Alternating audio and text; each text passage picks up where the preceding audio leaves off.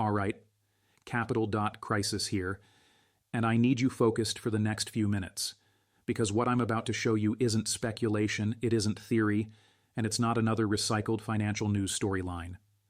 On February 5th, 2026, in that quiet window between the Asian close and the New York Open, the Federal Reserve Bank of New York released updated consumer credit data that should scare anyone holding serious wealth inside the traditional banking system. U.S. credit card default rates have now crossed 15% nationally, the highest level we've seen since the 2008 financial crisis.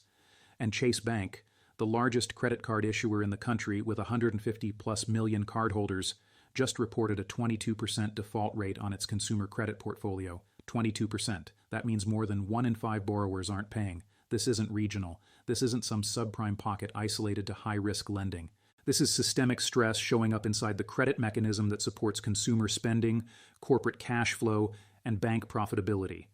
And here's what makes this different from most warnings you've heard over the past year. This isn't forward-looking.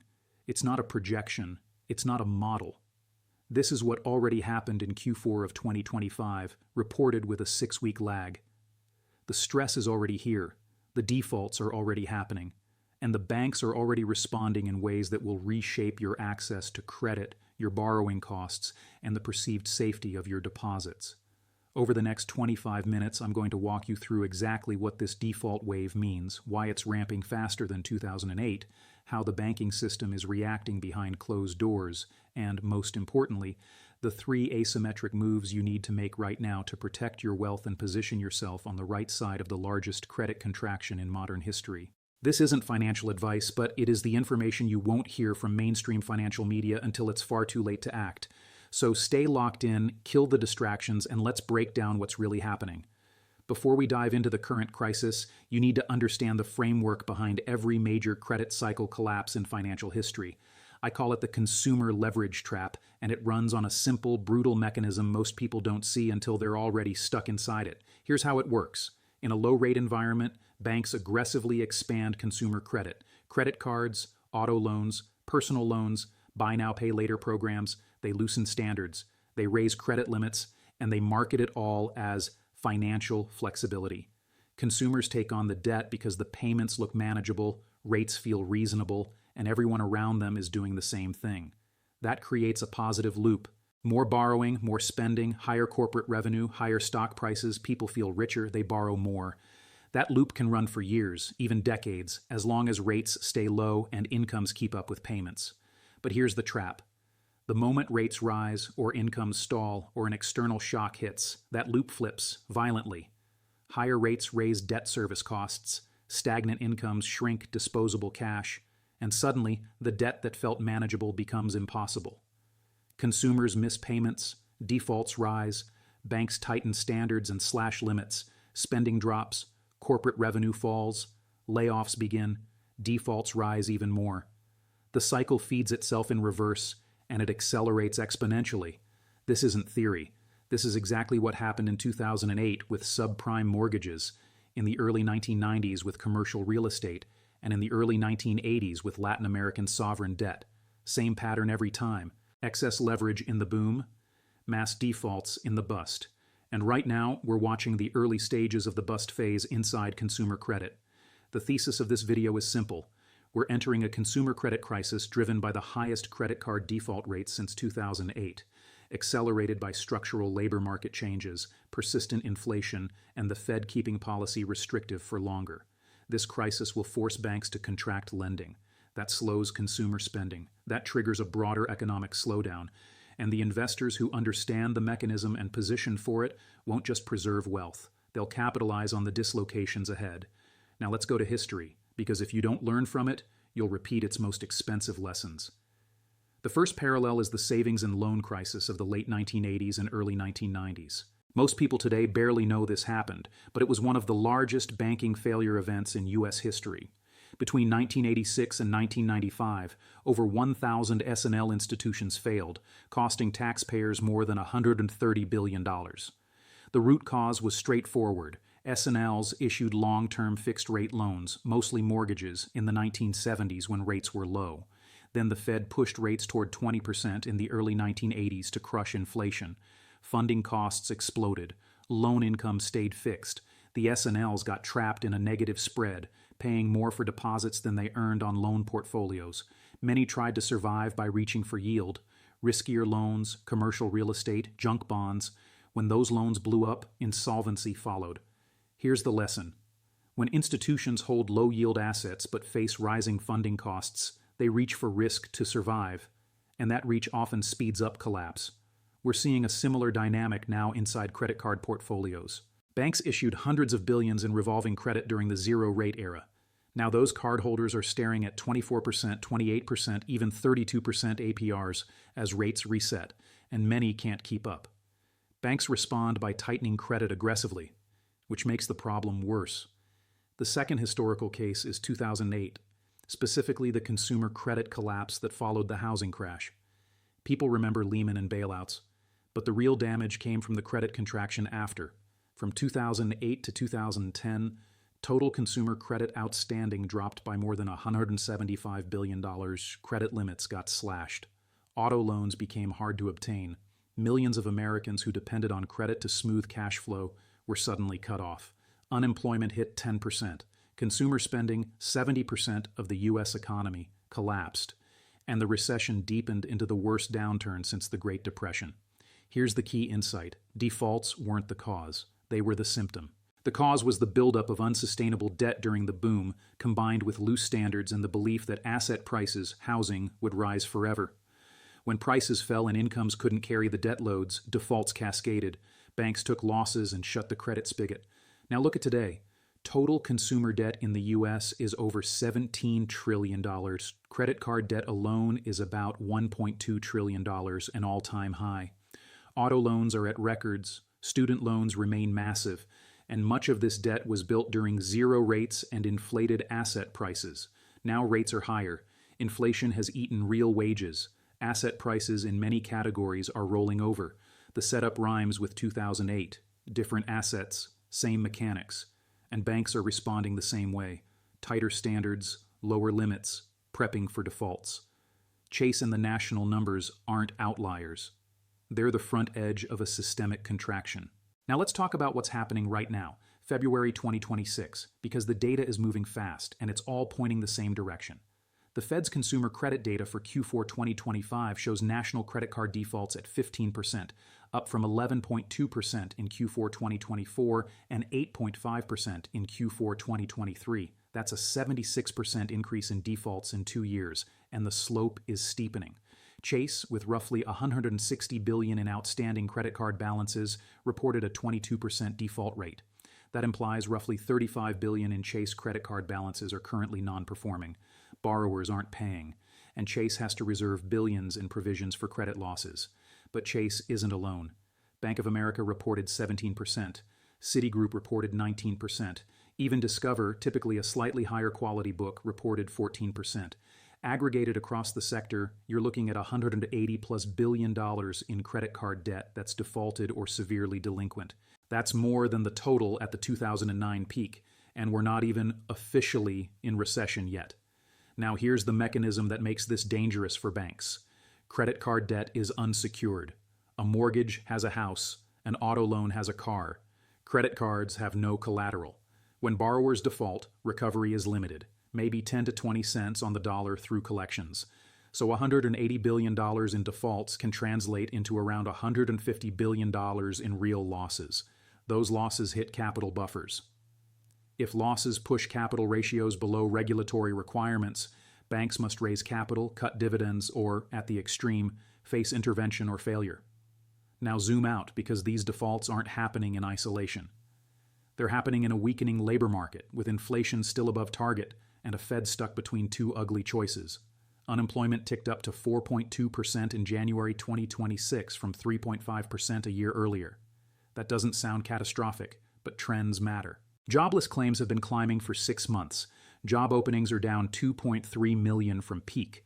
Wage growth is stalled around 3.8%, below inflation at 4.3%. That means real wages are falling. Borrowers earn less in purchasing power while their variable rate debt costs rise. That is default fuel. People took on debt assuming incomes would rise or at least stay steady. Instead, real incomes fall, and credit card APRs have doubled or tripled. And inflation isn't cooling like expected. The Fed hiked hard in 2022 and 2023, near 0 to above 5%, trying to crush demand and bring inflation back to 2%. But inflation stayed sticky. Core PCE is still around 3.8%, and much of today's inflation is supply-driven. Deglobalization, energy, labor shortages, and fiscal spending, factors rate hikes don't easily fix. So the Fed is boxed in, cut rates and risk reigniting inflation and losing credibility. Hold rates high and guarantee deeper credit stress and recession. Markets are pricing 2 cuts by end of 2026. But even if that happens, it doesn't undo the damage already done.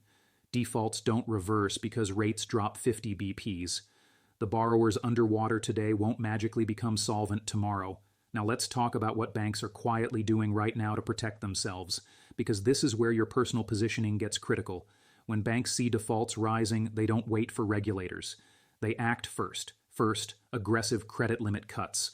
Over the last 6 months, Chase, Bank of America, and Citi have cut limits for millions of customers without warning, not just people missing payments. Even customers with clean histories. Limits go from $20,000 to $5,000 overnight. Why? Because algorithmic risk models are flagging entire demographic groups or zip codes as higher risk based on macro data. If your area has rising unemployment or your industry is contracting, your limit can get cut even if you're personally fine. That triggers a cascade. Available credit drops, utilization rises, credit score falls, lenders mark you higher risk, more cuts, higher rates. Second, APR increases on existing balances. Many people forget their credit card APR isn't fixed. It's variable, and banks can reprice it as the prime rate changes or as your risk profile changes. Right now, banks are pushing APRs from 18% to 28%, even 32% for customers viewed as riskier. A $10,000 balance at 32% is $3,200 a year in interest, before principal. For many households, that's not survivable. Third, shifting revolving debt into installment plans. Banks are nudging high-balance borrowers into fixed payment plans that look helpful until you read the structure. They often lock you into higher total payments, add fees, reduce flexibility, and maximize bank recovery in a default scenario. So what are the 3 asymmetric plays right now? Positioning beats prediction. Play 1. Eliminate variable rate debt immediately. If you're carrying credit card balances, personal loans, or any variable rate debt, you need to pay it down or refinance into fixed rate. Every month you wait, rates can rise, and refinancing gets harder as banks tighten. If you can't pay it down, consider 0% balance transfer offers while they still exist, or fixed rate loans from a credit union. Goal: lock the rate, remove the risk of further increases. Play 2. Build a cash buffer that doesn't depend on credit. Not cash under a mattress. Liquidity you can access without relying on credit cards or lines of credit. If limits get cut and the economy weakens, emergency borrowing disappears. You need 3 to 6 months of expenses in cash or equivalents you can access immediately. This isn't a yield move. This is survival capital. Play 3. Rotate a portion into hard money with no counterparty risk, physical gold and silver. When consumer credit contracts, banks wobble, and governments respond with bailouts or money printing, currency gets debased. Assets with intrinsic value and no counterparty risk hold purchasing power best. Gold and silver aren't investments like stocks. No dividends, no interest. They're the highest form of savings outside the banking and credit system. And when the credit cycle turns, as it's turning now, the flight to safety accelerates. Now let's talk about why this contraction can be worse than 2008. Because structural differences are being ignored. In 2008, the crisis was centered on housing. Subprime was the epicenter. Once TARP and QE hit, credit markets stabilized. This time, stress is broader. Credit cards, auto, student loans, commercial real estate, corporate debt, total debt is higher. Federal debt, 36T versus 10T in 2008. Corporate debt, 13T, roughly double 2008. Consumer debt, 17T versus 13T. All in, total U.S. debt is over 100T, near 400% of GDP. Second difference, banking system composition. In 2008, the biggest banks were the focal problem, few in number, easy to target with bailouts. Now stress is concentrated in regional and community banks with heavy CRE and consumer exposure. There are 4,000 plus banks in the U.S. Many hold unrealized bond losses from the zero-rate era.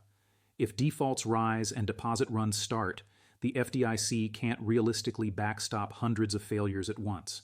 The Deposit Insurance Fund is about 128B. If even 5% of insured deposits are threatened, that's roughly 900B exposure. The fund gets wiped instantly. Third difference, politics and fiscal capacity. In 2008, rates were low and political will existed for bailouts. In 2026, rates are higher, deficits already exceed 2 TL annually, and bailout appetite is near zero. Policy tools are limited. Cut rates, inflation risk, QE, currency confidence risk. Let banks fail, deflation spiral risk. No good option. That's why smart money is already positioning defensively. Now, what do you need to do this week? Not next month, not when CNBC catches up. Now, while you still have optionality. First, audit your entire credit profile. Log into every card and loan. Check APRs, limits, due dates. If you see increases or reductions, document them. If rates jumped, call and negotiate. Many banks will temporarily reduce rates if you threaten to transfer or close. Do it before you miss payments, because once you're delinquent, you have zero leverage. Second, if you have high-interest card debt, build a payoff plan immediately. Use the avalanche method. Minimums on everything. Attack the highest APR first. At 28%, 32%, you're losing money faster than most people can earn it back through investing. Paying down that debt is a guaranteed 28% to 32% return. Third, stress test your cash flow. Assume limits get cut 50%, assume credit disappears. Can you cover 3 months? 6 months? If not, build buffer now. Cut spending, sell what you don't need, add income. When contraction accelerates, it happens fast. Fourth, allocate into physical precious metals. 10% to 20% of liquid net worth in physical gold and silver held outside the banking system. Not ETFs, not miners, not digital gold. Physical metal with zero counterparty risk. Because when trust breaks, paper promises get questioned, tangible stores of value get bid, and early positioning matters. Once panic hits, premiums jump and availability dries up. Fifth, reduce exposure to banks concentrated in consumer credit or CRE. Look at where your deposits sit.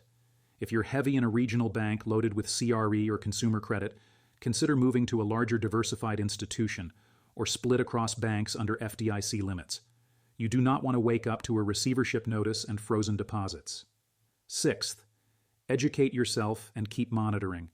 This isn't a one-day event. It's a process across quarters. Track default rates, bank earnings, Fed statements, credit spreads, and lending standards. The people who stay informed and flexible are the ones who navigate it. Here's the question I want you answering in the comments, because I want to know where this community stands. Are you currently carrying credit card debt? And if you are, what's your plan to wipe it out before rates climb even higher? Drop your answer below so we can have a real conversation, because the collective intelligence here matters. And if this breakdown helped you understand what's happening and why the window to act is closing, do 2 quick things. First, make sure you're subscribed and notifications are on, because this channel exists to cover what mainstream media won't touch. We go early, we go deep, and we focus on what actually matters for protecting and growing wealth. Second, share this video with someone who's carrying credit card debt or sitting on large deposits in regional banks. They need this information before it's too late. The credit card default wave is here, the system is cracking, and the decisions you make in the next 30 days will determine whether you come out stronger or whether you get caught in the machinery of the collapse. Take action, stay sharp, and I'll see you in the next one.